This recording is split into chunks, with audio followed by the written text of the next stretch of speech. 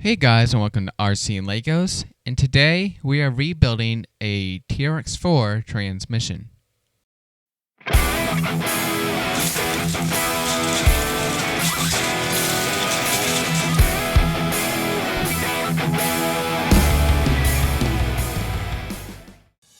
Alright, first you need to remove the battery tray.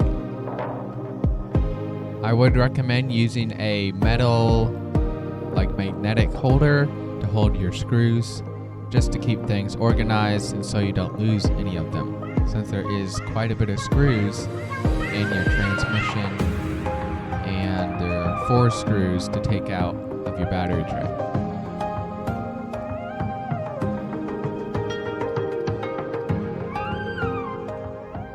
Now I'm pretty sure there is a zip tie around here with all the wires going over the transmission. But once you have the battery tray out, then there are some screws on the bottom, and you have to make sure to pop this linkage off. That is for the shifting, the drive shafts, and I'm pretty sure it will come out.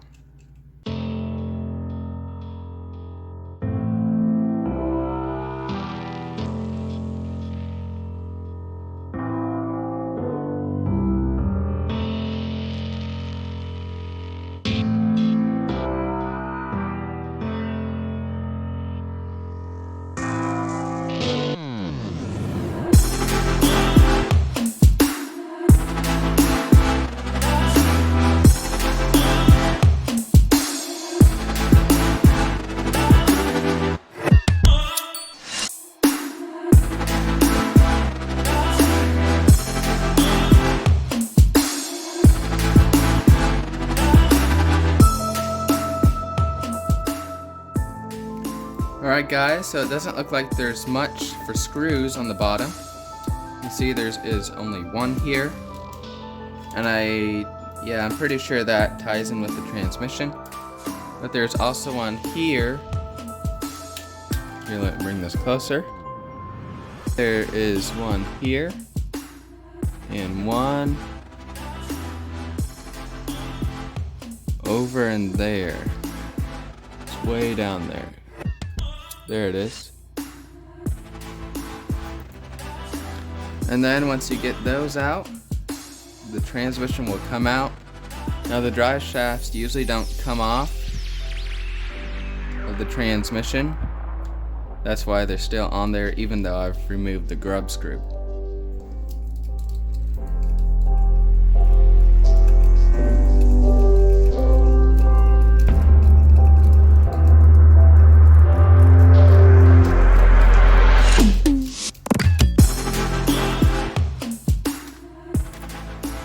Then we can access the screwdriver.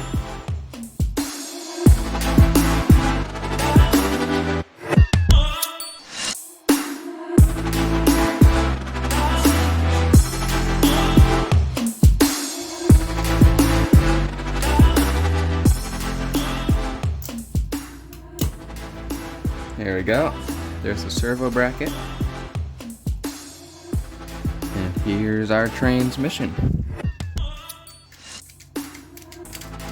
Got a stuck spot, and if I go in the second gear or first, still has it in there.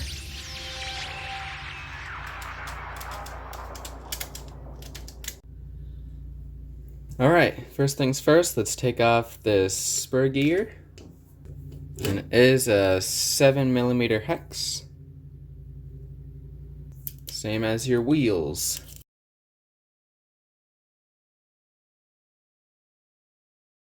We have 3 plastic washers and a metal one. Oh, there is another one. So there's 4 washers, 4 plastic washers and 1 metal one. Then you have a disc. Then you got your spur gear with your pads in it. Mine aren't too rough. And they're not supposed to be rough. And you can see that it is starting to ooze out the sides, so it's probably ready for some new pads, but No problem. Then you got your other disc. And now that is off. Also, your shift lever will come off. Or lever. Alright, next you can take off this cover, and there's 3 gears in there. And it probably won't come out unless I remove this one too.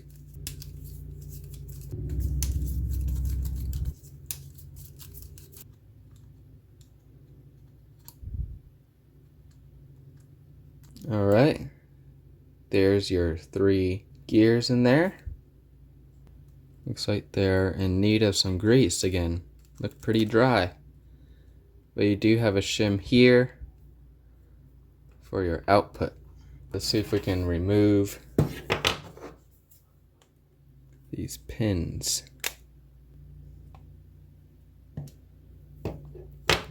And there is a shim.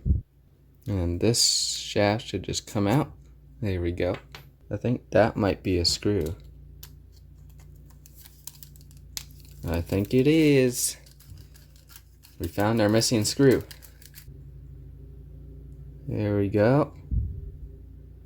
Sorry everything's so dark, but it looks pretty rough in there.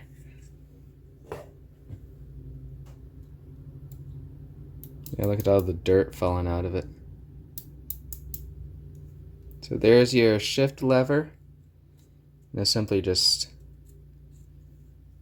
goes and locks on to these gears, because here's your part that goes back and forth. It can lock into the big gear over there or the small gear here. Alright guys, now that we have the transmission all tore apart, we can start to clean now.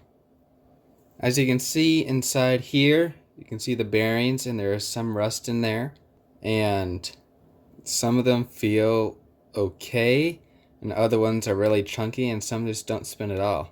We picked up a bearing replacement kit from our local hobby store, and it are some fast eddy bearings, Traxxas TRX-4. It says sport here, but I'm sure, and I think they're all the same, but I don't know. So I got their sealed bearing kit. Right here's their number for it, and there will be a link down in the description. We also picked up a Traxxas clutch rebuild kit. The number is 8254. And then of course we picked up some Traxxas grease, some silicone grease, number 1647. And it's just some silicone grease. Alright, so I have this solution here.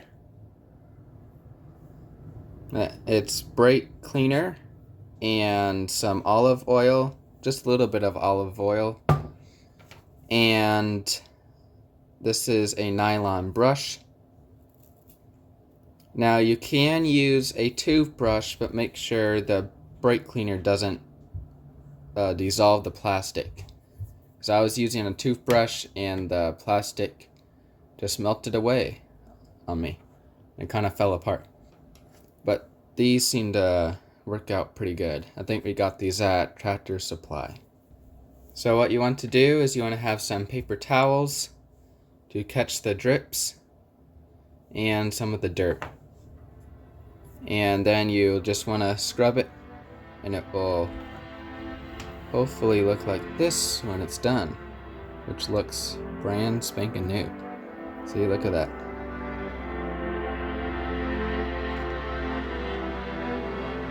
Those bearings are going to be fun to get out. Let's get cleaning this up.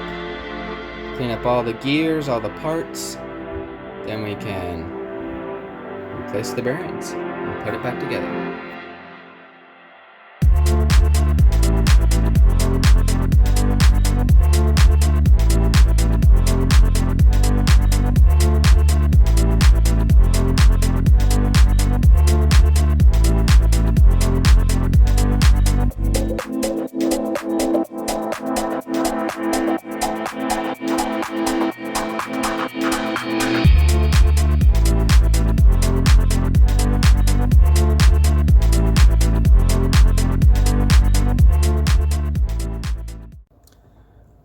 Alright guys, we are ready to put the transmission back together.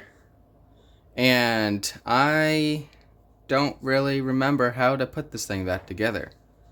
But luckily, there are assembly exploded view charts. So it shows you all the parts in the transmission, all the part numbers to get like new parts, and also it shows you how it all goes back together, which is really nice. So this is what I will be using to assemble the transmission. Lots of things going on in this transmission, so make sure you get your washers in and your bearings in the correct bearings. Alright, so some of the bearings can be hard to get back in, so only press on the outside of the ring, otherwise you could risk damaging your bearing.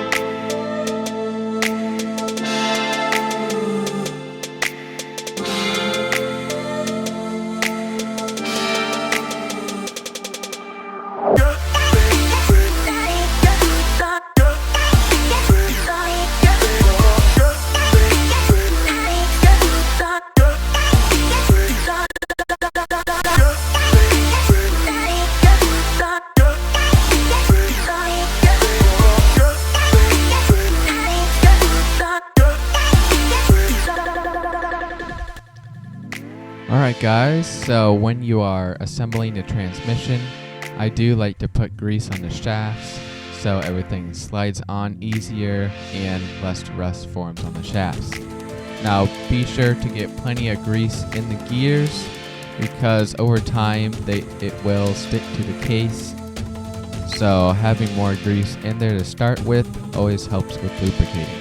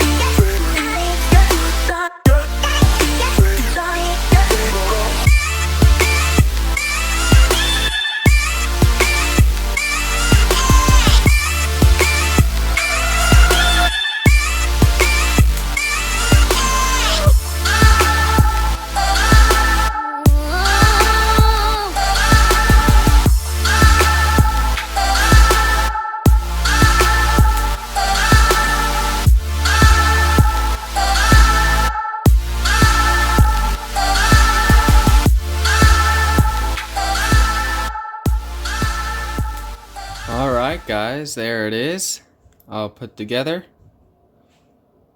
and it does work. You can see there, right now I am in first gear. Make sure you clean up any grease on the outside of it, because the more grease you have on the outside, the more dirt it will attract, and the dirtier it will get. Alright, so now it is time to work on the clutch part.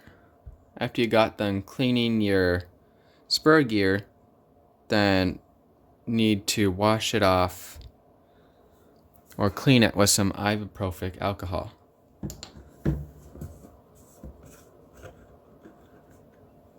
You just take this, put some on your paper towel, and then rub off all that oil. Make sure to do both sides. And now let it dry. I did use some of this grease for the shifter because it is a little bit thicker than the Traxxas grease. Alright, let's see.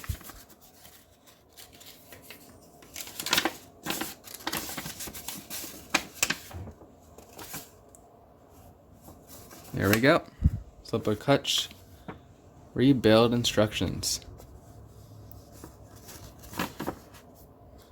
So this is the shaft coming out of the transmission. As you can see here, had the flat sides on it, just like they show here.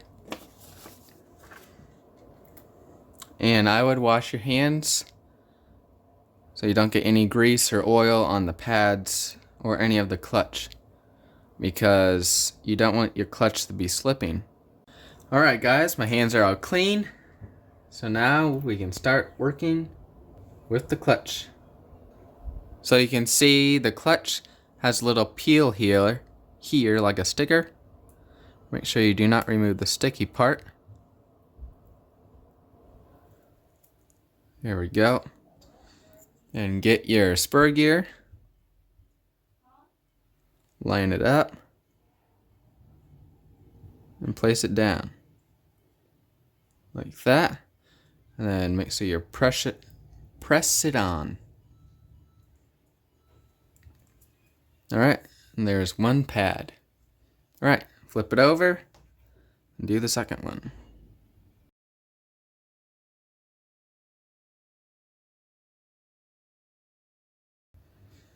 Alright, there we go. Now I have the spur gear done. So now, refer back to this. We have a metal plate. And I am assuming the flat side, because you can see there's a rounded side and a flat side. Rounded, flat. The flat side would be towards the clutch. So there we go. Now we have the spur gear. Put that on. Then we have the other side, making sure the flat side is going towards the clutch.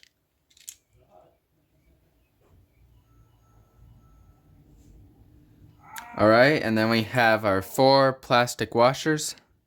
And there's a very specific way these go on, I see. See, they are curved a little bit with an indent one way. And they tell you to do this. See, curve, curve. On these, tack kind of like a spring, I'm guessing. Since this is the spring. Because on their faster trucks, they do actually have a spring with a nut at the end to tension it.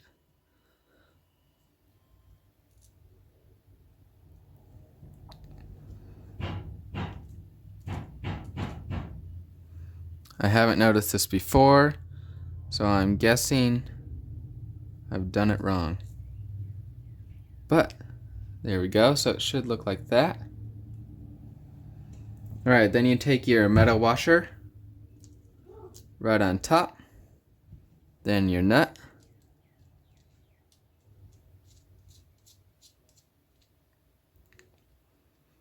alright, and you're not going to be able to hold this because it's not connected.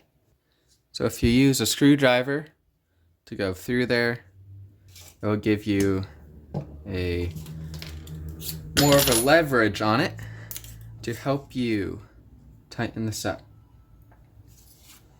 Now here it does say pay close attention to the orientation of the spring washers.